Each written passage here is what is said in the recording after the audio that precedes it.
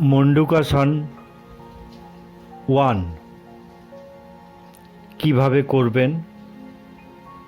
বজ্রাসনে বসে বাঁ হাতের পাতার ওপরে ডান হাতের পাতা রেখে নাভির ওপরে রেখে পেটকে ভেতরের দিকে চাপুন এবং শ্বাস ছাড়তে ছাড়তে মণ্ডুকাসনের মতো ঝুঁকুন। এই প্রকার 3 থেকে 4 বার পুনরাবৃত্তি করুন। মুণ্ডকাসন 2 বজ্রাসনে বসে দুটো হাতের মুঠি বন্ধ করে নিন। মুঠি বন্ধ করার সময় বুড়ো আঙ্গুলকে অন্য আঙ্গুলগুলোর ভেতরে চেপে রাখুন।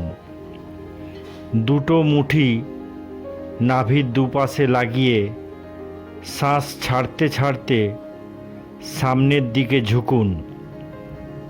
দৃষ্টি সামনের দিকে রাখুন। এই অবস্থায় কিছুক্ষণ থাকার পরে আবার বজ্রাসনে ফিরে আসুন। এই প্রকার 3 থেকে 4 বার পুনরাবৃত্তি করুন। মুণ্ডকাসন 3 একই রকমভাবে বজ্রাসনে বসে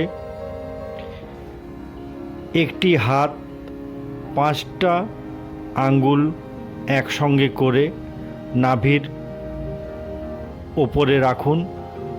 অন্য হাতের তালু দিয়ে তার ওপরে চেপে শ্বাস ছাড়তে ছাড়তে সামনের দিকে ঝুঁকুন। দৃষ্টি সামনের দিকে রাখুন। লাভ কি? অগ্ন্যাশয় প্যানক্রিয়াসকে এই আসন সক্রিয় করে। এজন্য ইনসুলিন বেশি মাত্রায় তৈরি হতে থাকে। সুতরাং এই আসন ডায়াবেটিস দূর করতে সহায়ক হয়। এই আসন উদর রোগে উপযোগী।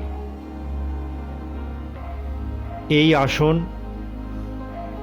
হৃদয়ের জন্য লাভদায়ক।